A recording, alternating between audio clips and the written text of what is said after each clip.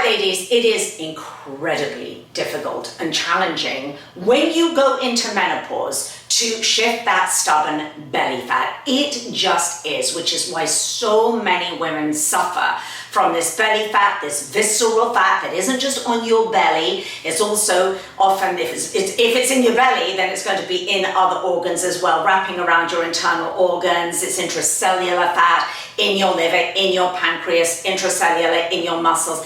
And we want to get rid of that. And we need to know how to increase, how to boost our metabolism. So I'm going to show you how with 5 simple steps. My clients make these 5 simple steps and their results are absolutely astounding.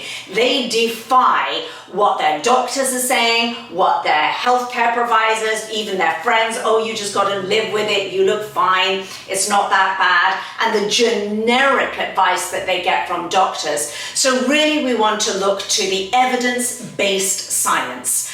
And if you follow the evidence-based science and you really know what the gold standard is, you are going to have absolutely incredible results. So let's dig in.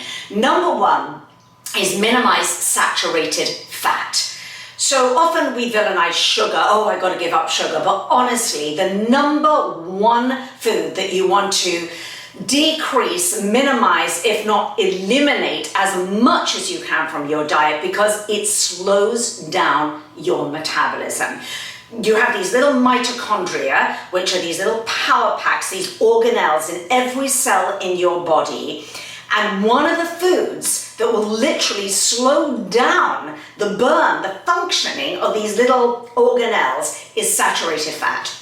Saturated fat is found primarily from a dietary source in animal foods, any kind of meat, unfortunately even the kind of lean cuts of meat now, the way that they're produced and have been genetically modified, they're very high in saturated fat, even something like lean chicken. But it's all your animal products and also palm oil and coconut oil. Those are going to be your main dietary sources of saturated fat. And honestly, if you want to boost your metabolism, you want to minimize saturated fat. You can actually look at nutrition labels, certainly here in the US, and it'll tell you how much saturated fat is in any product if there is a nutrition label on it. And you want to be looking at a daily value of 3% or less in any product that you buy. So that is absolutely number 1. Number 2 is get enough protein.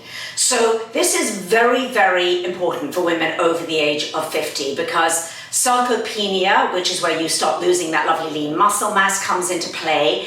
And in order to develop these strong lean muscles and for muscle repair, it's enormously important that you get enough protein. Most women don't get enough protein, or they're getting way too much protein from these saturated sources, animal sources that get all this saturated fat. So can you see, it's like, well, I'm eating all this protein, I'm told that I have to eat over 100 grams of protein a day in order to, lose my belly fat, but the source of protein that they're getting contains fat, saturated fat. So it's a losing proposition.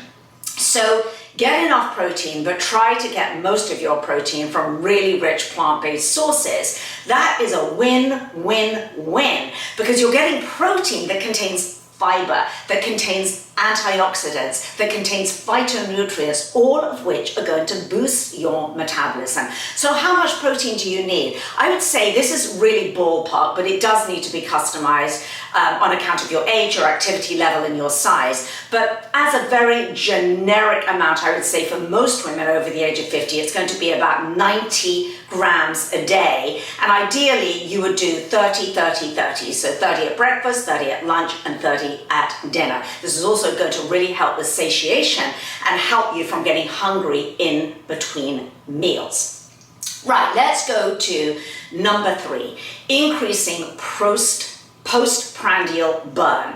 So there is this amazing study. Again, let's stick to the evidence-based studies, and this is evidence-based randomized controlled trials, the gold standard standard of science, not on animals, but on human beings. This was an amazing study, 16-week study that was conducted, showing half of the participants were on an healthy omnivorous diet, and half were on a low-fat plant-based diet. Well, the results were astounding. Those on the low-fat plant-based had significant weight release gain, significant belly fat gain, but the release. But the big thing was that the increase in metabolism, postprandial burn, another word for metabolism, after every single meal of over 18, I think it was 18.5%, which doesn't sound like a lot, but it actually is a lot when that is after every single meal, every single day over time. So what this tells us, that moving towards a plant-rich diet that is low in all fats and all refined oils, and getting your healthy fats from avocados in moderation, but from nuts, seeds, olives, avocado, whole forms, and all your omega-3 fatty acids. You obviously need to get those, but that really is the way to go. That is how you are going to literally boost your postprandial burn. It is just so incredibly important to look at the science. And this is something, again, that so many of my clients have done, and they just can't believe it. It was just almost effortless. Now, number 4 is gut health, your gut microbiome. So your metabolism is very closely correlated with the health of your gut microbiome. So you have to heal your microbiome.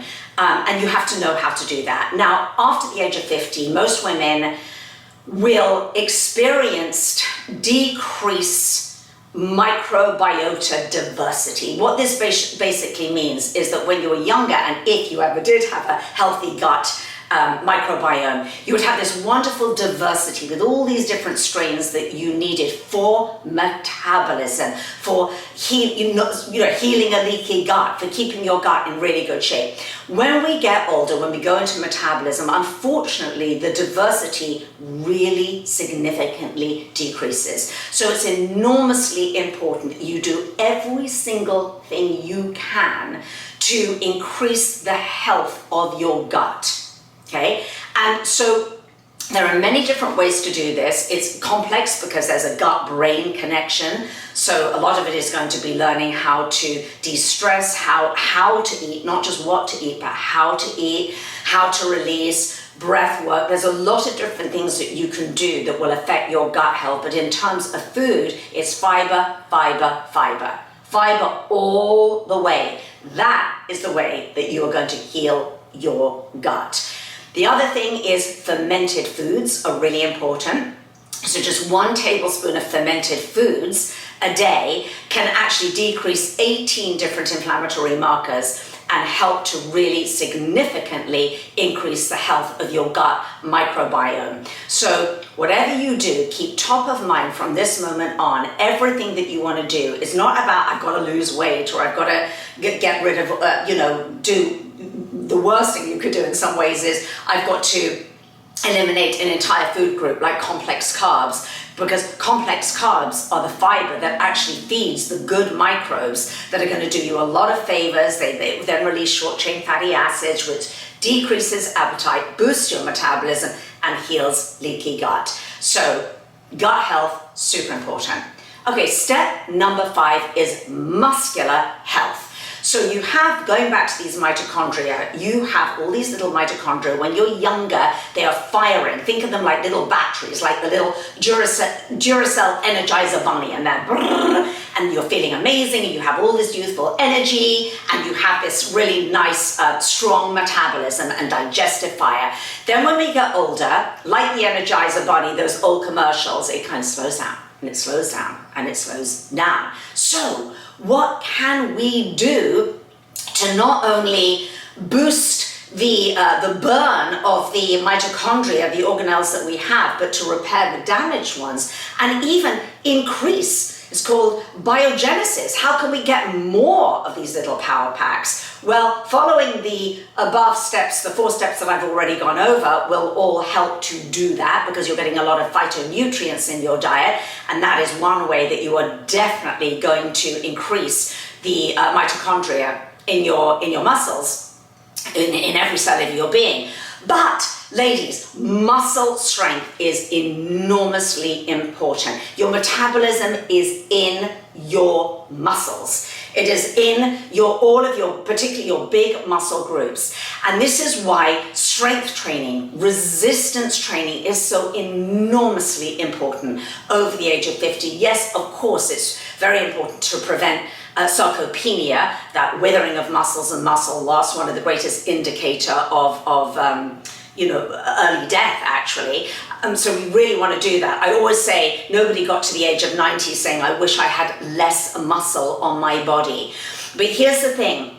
You really want to focus on, particularly on the muscles in your lower body. These are these big, huge muscles in your thighs, in your hamstrings, and in your glutes, because there are so many mitochondria waiting to be fired up. So creating a really strong, and I don't mean just, little weights, I always say put away your lady weights, put away the pink bat wing arm 2 pound, 3 pound weights. They're not going to do any good, particularly if you're lower body. You need to learn how to lift heavy, to really challenge those muscles in your lower body with compound moves such as squats, deadlifts, and lunges. That is going to boost your metabolism significantly. All right, so those are your 5 steps. You cannot go wrong with these 5 steps. Honestly, it is the only way to really boost your metabolism. So you follow those 5 steps and you're going to be in a really, really good place. Now, finally, if you're not already in my private community, I have a private community. It is my inner circle, and I encourage you to join right away. Right now, it is free, and in this community, you are going to get tips and tricks and tools and exclusive interviews, exclusive masterclasses, trainings with me, Q&As, and a lot more, all centered around my holistic philosophy towards health. Because today we've mostly spoken about food, but honestly, for women over 50, you need to treat the whole of you, all the different puzzle pieces. That is my philosophy. That is what I go over and really dig into in this group. So you don't want to miss out on all these exclusive trainings and benefits. So make sure you click on the link in the description box of this video and join my free inner circle community right now. I cannot wait to see you there, and I'll see you next time.